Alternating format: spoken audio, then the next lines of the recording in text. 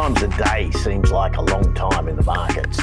And so to cast our minds back a year to September last year when the Chinese government announced stimulatory measures for their economy and the Hong Kong market took off, we emphasised the valuation advantage that a lot of Hong Kong stocks had over their global peers. And in particular, the Hong Kong listed tech stocks were well below the valuations we're seeing trading on Wall Street. And that valuation gap has been a major theme over the last 14 months, and we've been riding it all the way as the Hong Kong stocks did play catch up, particularly over the first 2 quarters of this year, and particularly through the ructions of April when they outperformed on the downside when the US markets were hit very hard by tariffs. So that thematic of Hong Kong outperforming has continued even in the tougher times. It's proved to be more defensive, at least looking at last week's performance, because the Hang Seng Index was up 1.3% last week.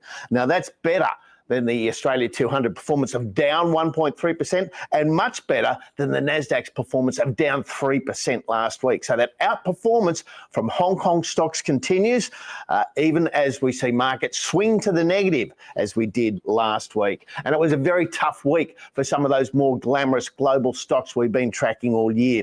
Nvidia shares were down 7% last week, Tesla down 6%, Palantir down 11%, Advanced Micro Devices down 9%. And these very big falls are coming in response to, in many cases, the company reports they put out. Because one of the problems in the US at the moment is that we have no data. On Friday night, non-farm payroll data was due, and it simply didn't arrive because of the government shutdown. Now, we're hearing this morning that there's been some advances made in negotiations between the 2 major parties in the US, and that they believe that a deal to clear the what we would call supply bills in the US is, according to reports, likely to go ahead in the next 24 to 48 hours. Now, I stress these are just reports. We've had no official confirmation. This is just rumour at this stage. But it could be very important for the market. A return of the government and the reopening and the flow of funds that would come with that could be the positive sentiment boost that US investors need right now. We've got plenty of data out this week, apart from the US. The US does have CPI scheduled for Friday, but who knows if that will be released. But in Australia on Thursday, we'll see jobs data. It's expected there'll be modest job creation for the month, and that the unemployment rate will edge down slightly to 4.4% from 4.5% at the last read. We'll also see data out of China on Friday. Now, we've got retail sales, industrial production, and jobs numbers, and these will be an important read. The Chinese economy has been a very important engine of growth for the global economy, and it remains strategically very important. So the growth outlook in the Chinese economy could affect trading sentiment across the region and around the globe. We're coming to the end of the US reporting season now. About 90% of the top 500 companies have reported, and we can see why company earnings are such a focus for investors and analysts, because the impact of these reports was even more influential than it has been previously. The swings that we saw in individual stock names in response to their releases was very important. Overall, it's been a pretty good season. Sales were up 8% across those 450 or so companies that have reported so far.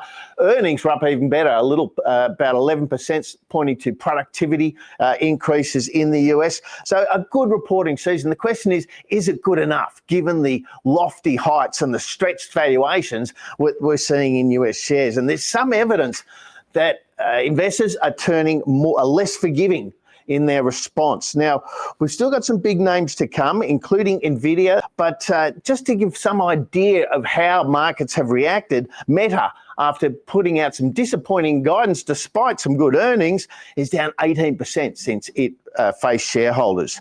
That means the CEO has dropped from the world's 3rd richest person to the 6th richest, if anyone is keeping tab on that sort of thing. But the big question for the markets comes in the form of uncertainty. We've got the potential for a court ruling around the presidential use of tariffs that could end up being a positive for the US economy if they are removed, but the short-term reaction could be very negative, and the uncertainty is weighing in the meantime. There's also concerns about layoffs due to a softening economy and AI innovation, and the valuations around a lot of the AI companies are now being brought into focus as people are starting to nail down the numbers and relate them to those huge gains we've seen in so many share prices.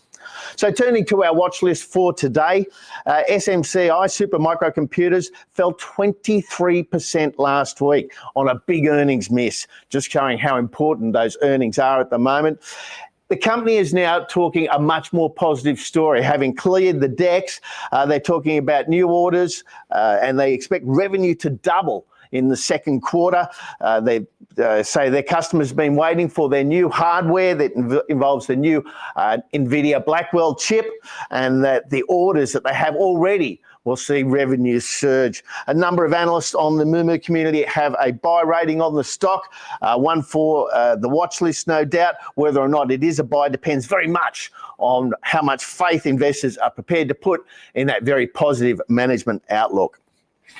CoreWeave, one of the IPOs for this year, has been quite a glamorous stock since it listed and almost quadrupled in price. However, last week it fell 22%. Now, CoreWeave is an AI-based cloud business.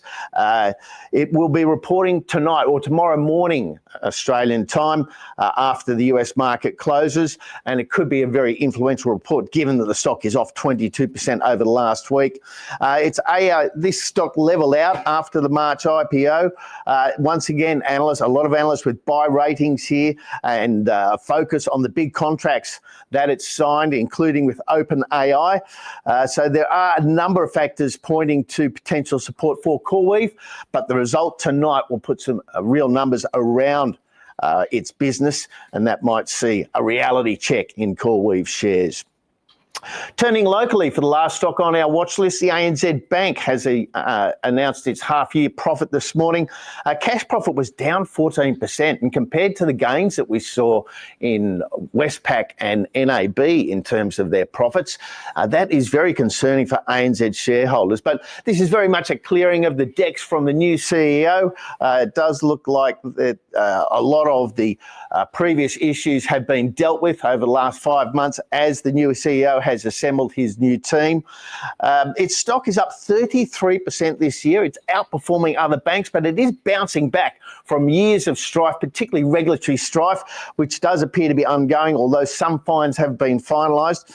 A number of analysts have a hold rating on this one, but the turnaround plan is the key to the future performance of ANZ stock. And with all three of those big four banks trading at their all-time highs, it's an important question. And for ANZ shareholders, it all revolves around the credibility and the ability of the new management team to implement their plans.